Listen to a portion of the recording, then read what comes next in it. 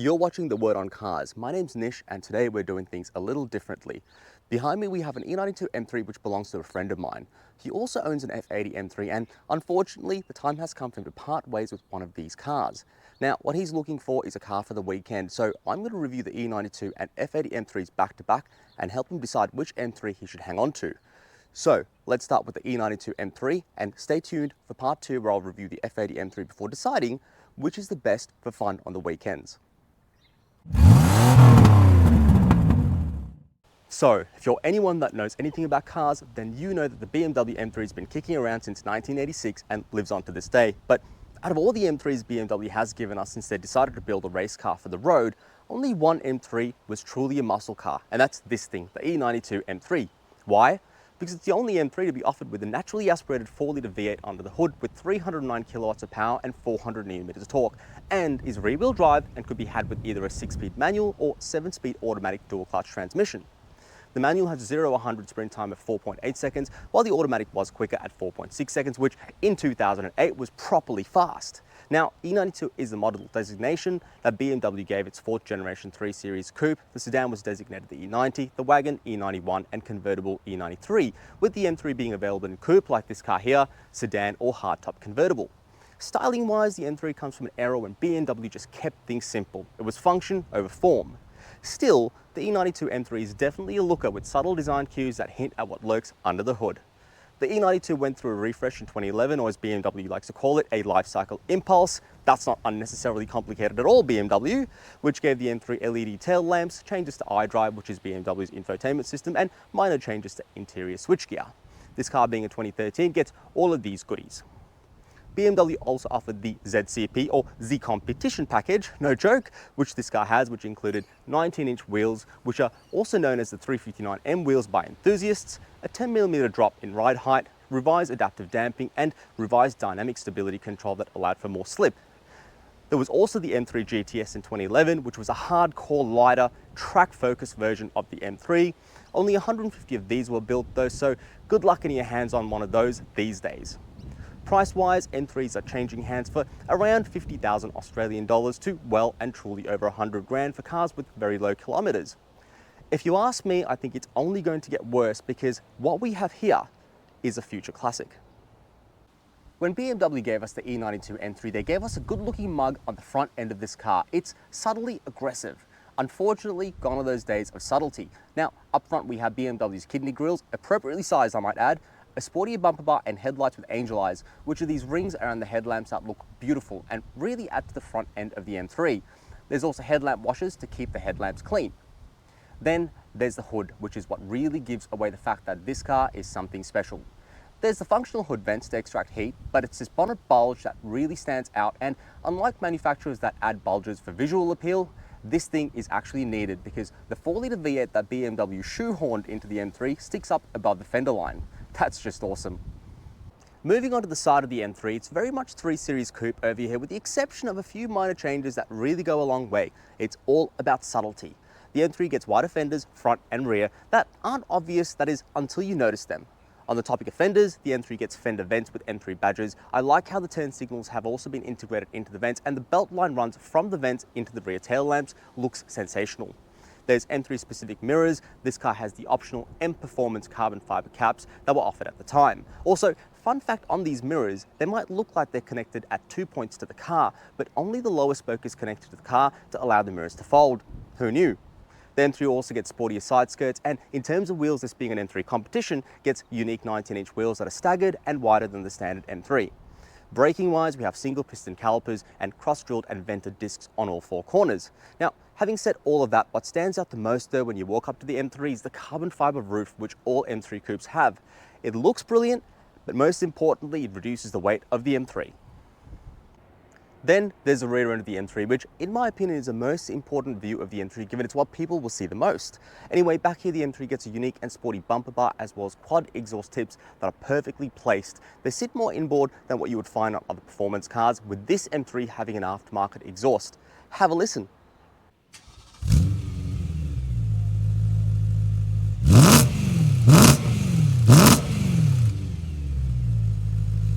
Now, given this car is also LCA or post-refresh M3, It also gets the updated LED tail lamps. One thing to note back here is the carbon fiber spoiler, which was an optional M Performance accessory and finishes off the back end of the M3 perfectly. Now, cargo space wise, there's 430 litres of space back here for a large suitcase for a weekend away and a decent size opening to get things in and out.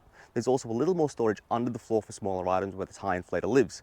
That aside, you get a cargo net that clicks into place to keep items from flying around when you're pushing this thing around corners, a few straps and nets to hold smaller items, a spot for the owner's manual, under which there's a hidden compartment for tools, a spot for the first aid kit, cargo tie downs, a bag hanger, and latches to flip the back seats, which can only be done from the cargo area. The seats themselves are a 60-40 split with a center pass-through for longer items. And this clip, which seems to have confused many people since the E92 M3 was released. This holds the cargo floor up when you're rummaging under it, which is nifty. Now, getting into the M3 is easy enough, although this car came at a time when proximity keys weren't a thing yet. So, to get into the M3, you do need to pull the key out and unlock the car. The key itself is typical BMW, 3 buttons with an arrow pointing up to unlock the car, the BMW logo to lock the car, and a button to pop the boot lid. Opening the door, there's plenty of room to get in and out, especially given this is a 2-door, so the doors are longer and the opening is wider. The M3 also gets aluminium scuff guards that say M3 to remind you that you're about to have a good time. Now, when you do park your bottom on the seat and close the door, the seatbelt is delivered to you by a mechanical butler, so you don't have to turn around and reach for it. Very cool. So, now that we're in here, what's it like, you ask?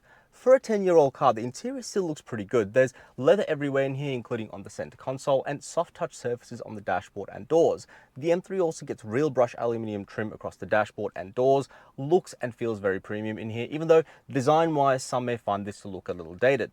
There are plastic surfaces, buttons and dials throughout, but they feel very mechanical like the rest of the M3.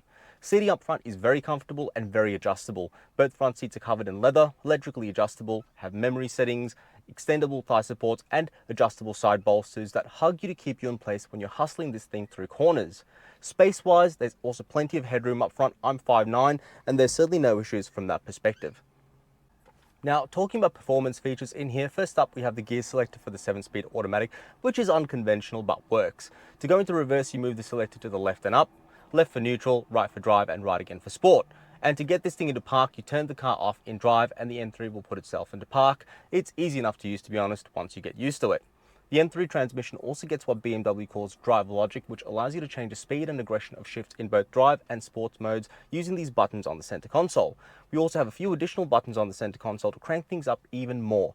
A power button that adjusts the responsiveness of the throttle, a button for the electronic damping control to adjust the suspension from comfort to not so comfortable, and traction control. Then there's the M button on the steering wheel, which is an individual mode for all of the performance settings I just mentioned and is set up through the infotainment system. Now, doing so also gives you access to additional stability control settings, in particular the M dynamic mode, which is unique to the M3 competition and allows the rear wheels to slip more before intervening, which sounds like good fun. And Servotronic, which changes the steering assistance from lighter to stiffer for better steering feel. Though you can't change this setting when the car's not in M mode, which means you're stuck driving the M3 with lighter steering. Now, if all of this sounds too complicated and all you want is a bare bones sports car, then you're in luck, because BMW also released the M3 Pure Edition for the Australian market, which took away most of the M configurability, including the M button, and gave you power and traction control buttons and cloth seats. Like I said, bare bones. Now, back to this M3. The steering wheel in here is fantastic. It has a thick rim, so it's easy to grip and gives you access to phone and media controls, as well as the M mode I just mentioned. There's also a lever-style handbrake on the M3 for some sideways fun. Now, I'm also a fan of the instrument cluster in this car. The gauges look properly sporty. The M3 has a variable redline, meaning the redline starts at 4,000 RPM when you first start the car, and it increases as the engine warms up.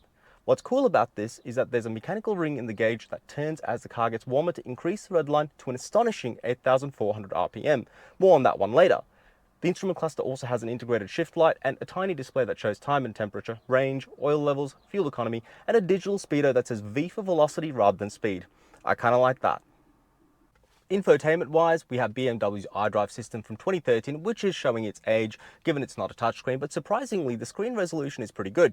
iDrive is controlled with this rotary dial and quick access buttons on the center console, and has Bluetooth phone connectivity, radio, access to various media sources like Bluetooth and USB audio, and audio input, and even a CD player. Old school. The stereo in this car is fine. You get 2 woofers under the front seats. BMW did offer a few packages at the time, including a premium stereo, which this car doesn't have.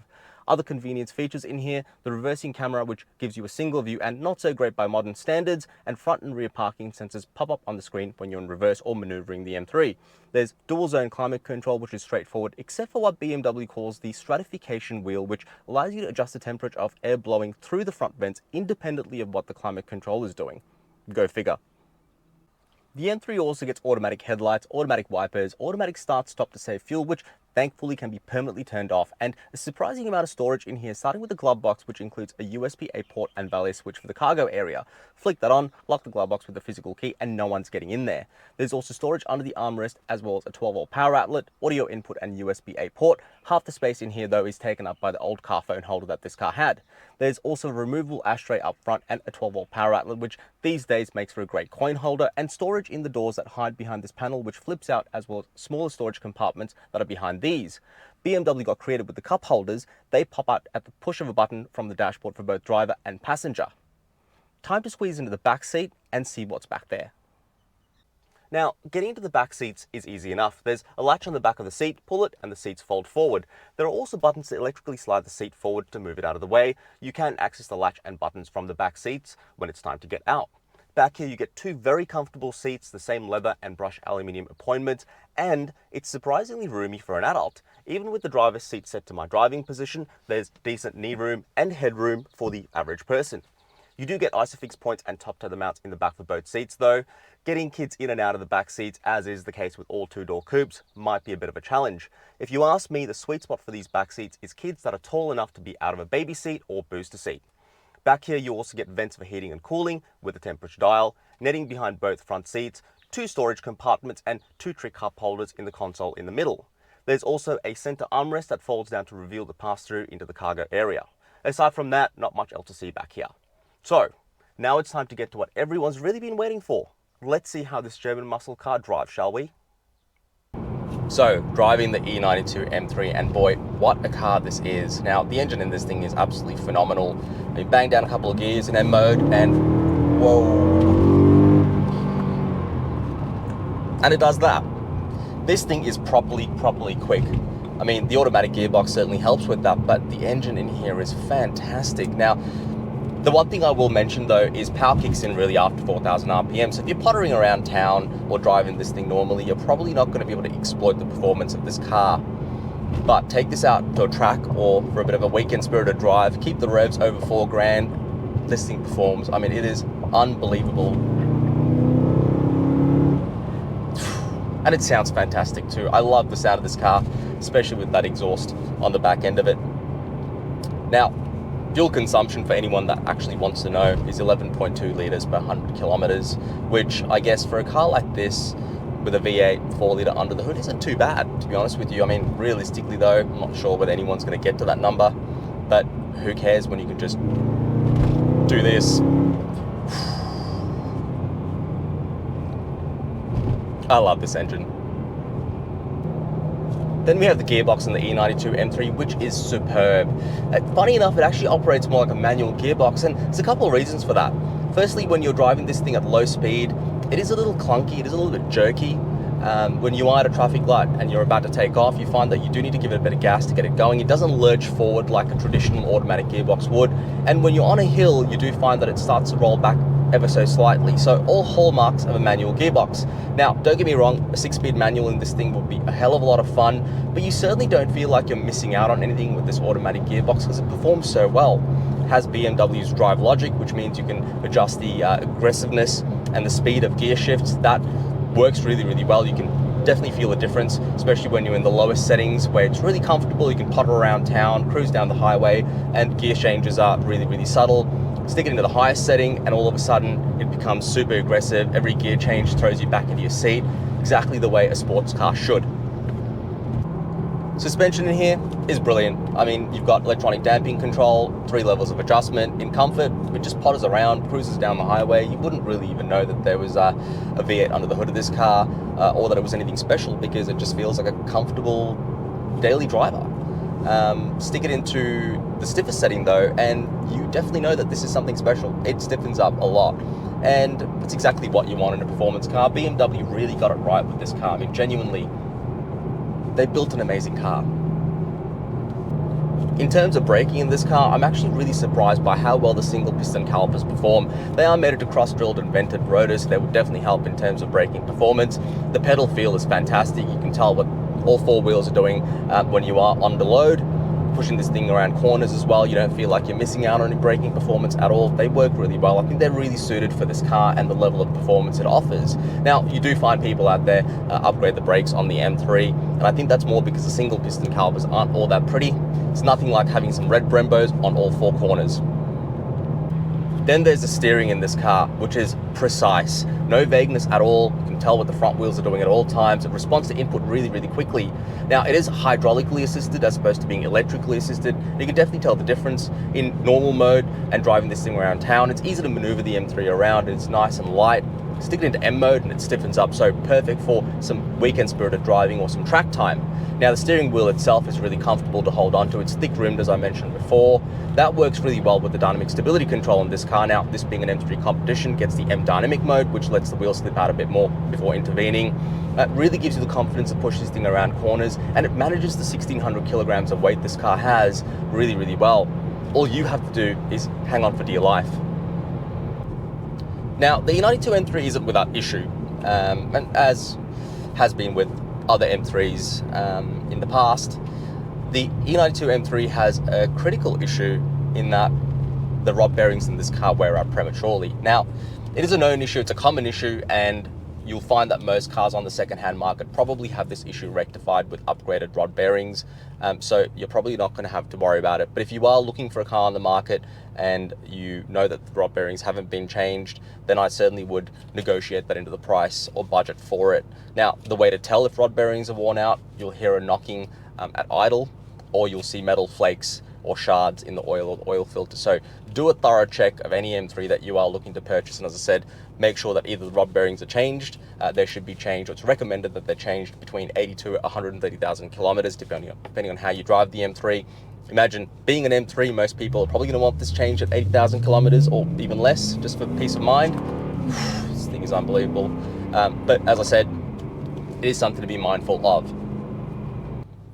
So, in conclusion, I was never a BMW fanboy until I drove this car, and I gotta tell you, I think this is phenomenal. The M3 is truly a muscle car from Germany, and I just think it's going to be a future classic.